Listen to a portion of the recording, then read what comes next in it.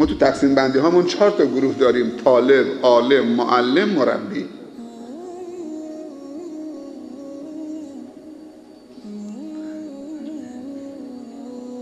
طالب، عالم، معلم، مربی. نه هر معلمی مربی است.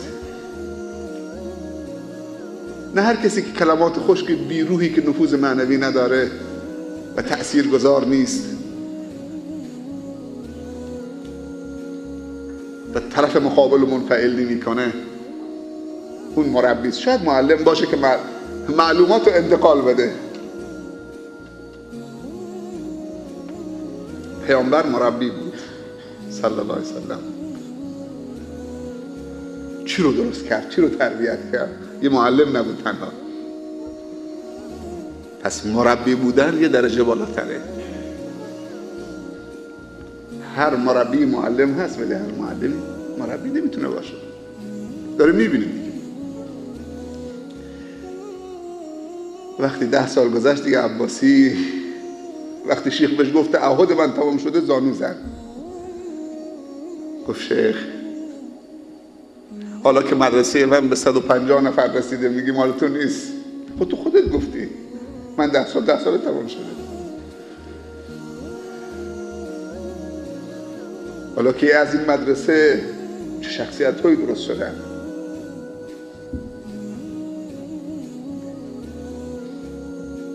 دوباره قرارداد بستن. فکر میکنم شیخ هم ندید. درسته؟ آخرم ندیدن هم دیگر رو. تلفنی با هم صحبت میکردن و تو واشنگتن بودن، تو مسجد خودش اونجا که خبر شهادت شیخ بهش رسید. همونجا به امام مسجدش میگی تو واشنگتن که نماز غایب بخونید. تا چند سال پیش تابستون آمد ایران، سری به طلابش بزنه. آمد جنا، علمای منطقه رفتن خدمتش که تشکر ازش بکنن. یک نقطی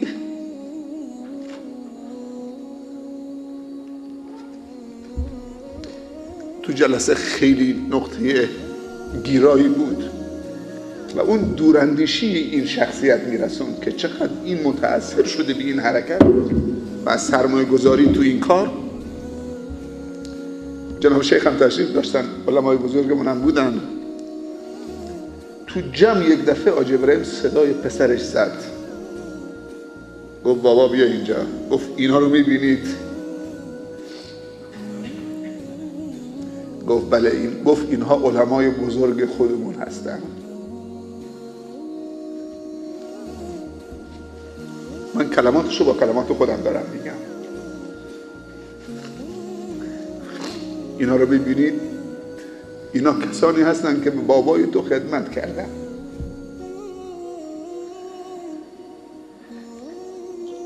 سوداوری را به پول بابای تو و عمرش و زندگیش و خانوادهش وارد کردن. به پسرش میگفتا، به پسر کوچکترش آورد تو جلسه. فیلم میگرفت، گفت بابا متوقف، اینا رو معرفی بکنم. بعد رو کرد به علما، گفت شیخ فلان، شیخ فلان، شیخ فلان، تک تک اسم کن. این پسرم میبینید بعد از من به این مراجعه بکنید.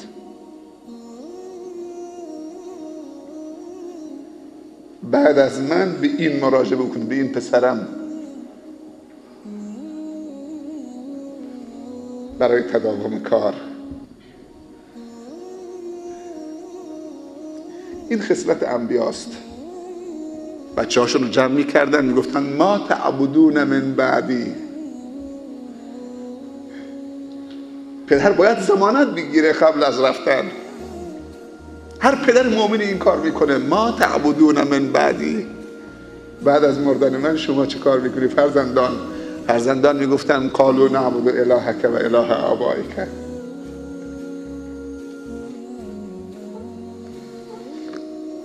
جناب شیخ زیایی، جناب شیخ انصاری، جناب شیخ محمدی، جناب شیخ امینی، جناب شیخ فلان، بعد از من به این پسرم مراجعه بکنید.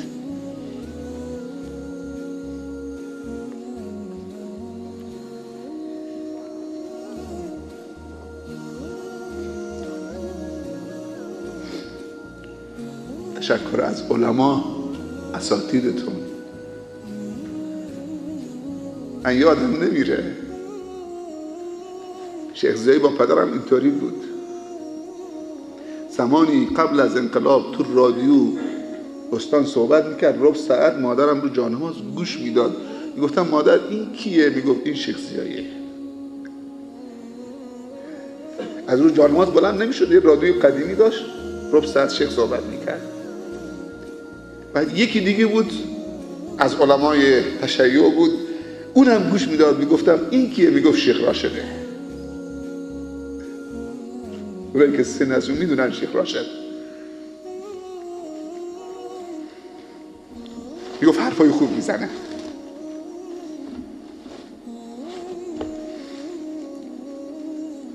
دوستی پدر و خانواده با اون شخصیت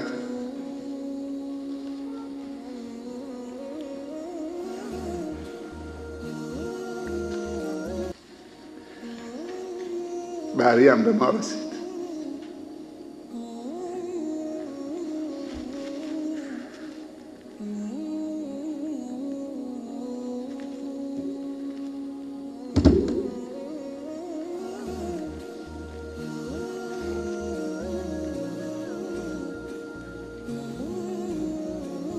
یادم نمیره وقتی که پذیرش دانشگاه منو گرفته بود، گذرنامه با پذیرش با یک نامه آورد تو مسجد، به من گفت پسرم بگیر فرزندم، چیزی که میخواستی. من این نقطه رو میخوام بگم، بگیر فرزندم، پسرم. این بهش میگن نفوذ معنوی. یک معلم باید نفوذ معنوی داشته باشه. به من گفت فرزندم. آیا اساتید و علما و معلمین و مربیان احساس پدری دارن؟ یه شیخی بود تو دانشکده شریعت مدیره، پیرمرد مصری بود، من اسمش خاطرم نیست، استاد نحو بود، قد بلند بود، ریش سفیدی داشت.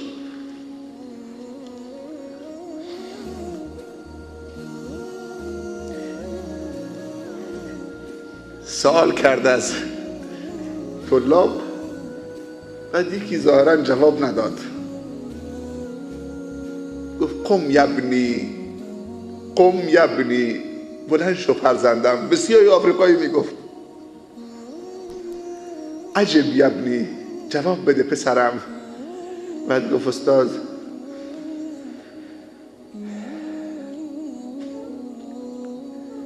ما احضر الجواب، جواب حاضر ندارم، ذهنم نیست. توبیخ نکرد، پرخاش نکرد، گفت مردی شور ریختی تو ببرم قصالت بزنه، جواب آماده نکردی. من نگاش میکردم، همطور که ایستاده بود دیدم که دستاش میلرزید، کم کم عقب رفت، خودشو به صندلی رسوند و نشست. چند دقیقه دور مات شد، دیدم که یک دو قطره از این چشمش سرازیر شد.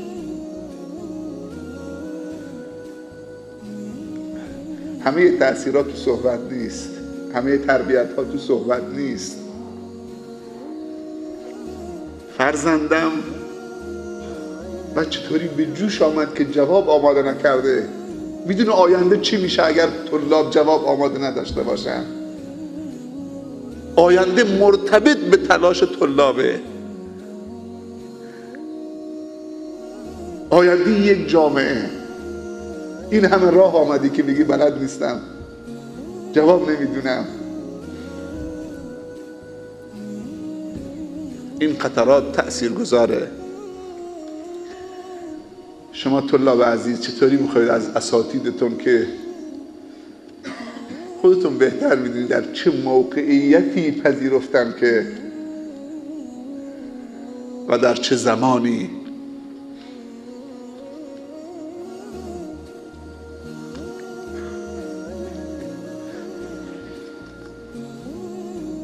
کسانی که با شیخ رحمت الله علیه تو مدرسه بندر کار کردن شاید از ماه 10 تومن شروع کردن.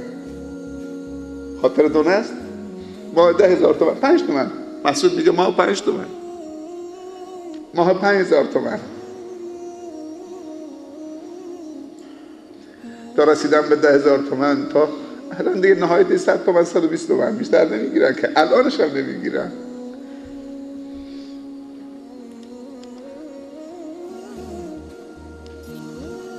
یه روز شیخ بزرگمون آمده بود مدرسه بندر، مدرسین رو جمع کرد، گفت یه سوال، اگر مدرسه بگه دیگه الان برای مدرسین حقوق نمیدیم چند نفرتون میمونید؟ حقوق نداریم بدیم.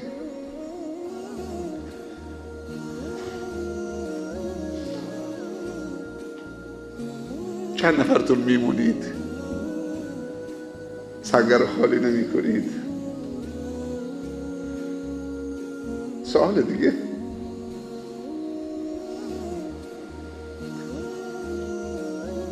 سوال حساسیه، محک میزنه.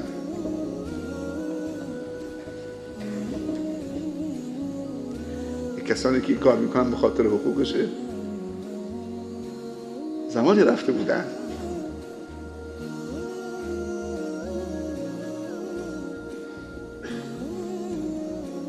انسان وقتی به خاطر خدا و جامعه کار میکنه، کل توانایی جامعه مال خودشه. پیامبر میفرمایند توسعه روابط اجتماعی توسعه اقتصادی به همراه داره. کسی که دوست داره عمرش طولانی بشه و روزیش زیاد بشه، صله رحم بکنه. و این علما درس صله رحم رو دارن میدن.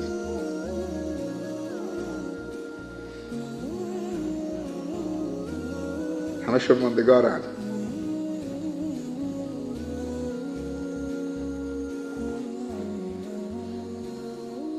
میدونی تشکر یک طلبه و شاگرد از معلم و مربیش چیه؟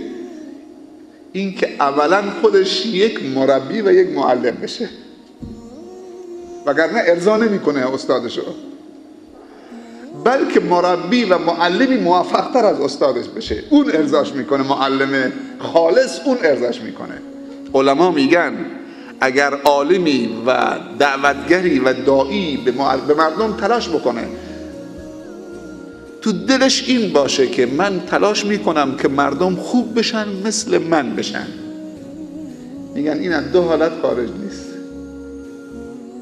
دو تا صفت بد داره حداقل، هم بخیله و هم حسوده. خیلی عجیبه. میگه تلاش میکنه که مردم خوب بشن ولی تو دلش مثل خودم بشن. میگن این هم حسوده هم بخیله. اگه حسود نبود بخیل نبود، میگفت من تلاش میکنم که شاگردام چیزی که خودم بهش نرسیدم اونها بهش دسترسی پیدا بکنن و از من موفق تر بشن و از من پیشی بگیرن و امکانات روز مسخر میکنم براشون. من خیلی برام جالب بود، جناب شیخ یه نفر دم در معرفی کرد، اسمش از خاطرم رفت، گفت ایشون معلم زبان بچه ها هستن تو مدرسه دینی. آقای بیضایی خدا حفظشون بکنه. چقدر جالبه، چقدر شنیدنی این کلام و این معرفی. اگر یه لابراتوار زبان تو اینجا داشته باشید، تو این میدین آفاق دعوتتون وسیع میشه. الان شما یک زبان بلدید، زبانتون به اندازه اطلاعتون از اون زبان درازه. اگه دو تا شد دیگه 3 تا زبان باشید، 3 تا زبانتون درازتر میشه.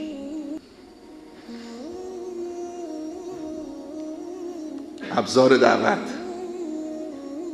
یک مرکز کامپیوتر باید تو مدارس باشه، لابراتوار زبان باید باشه. دعوت جهانیه، فکر جهانیه، علم جهانیه. خودمون تو مدرسه دینی محاصره نکنیم، محدود نکنیم.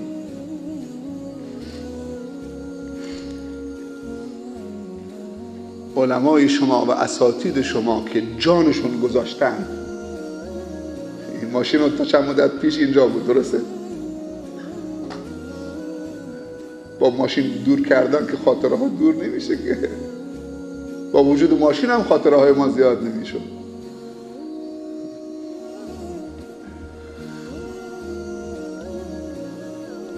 همه چیشونو گذاشتن، از شما انتظار دارن که و کمتر از یک معلم و یک مربی راضی نمیشن. این تشکر واقعی است. برادر عزیزمون که در ابتدای جلسه قرآن تلاوت کردن یا صحبت میکردن، سوره اذا جاء هم بهش اشاره کردن، درسته؟ تلاوت کردن. من اونجا نشسته بودم، خیلی جالب بود. گفت اذا جاء نصر الله.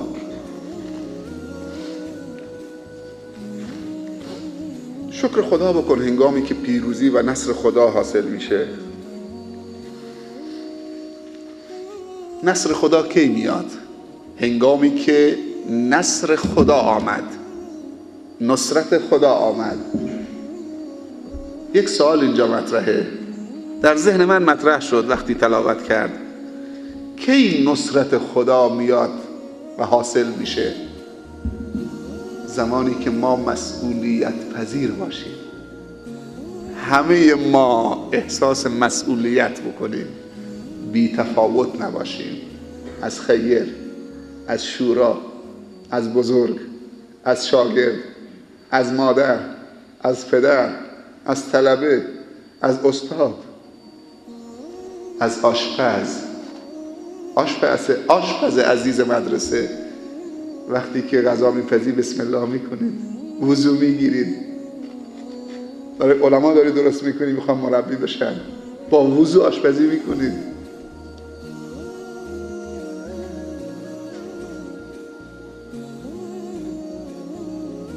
یا همینطوری یه چیزی پوشیدید و یا الله، ماهی که بسم الله نمیخواد.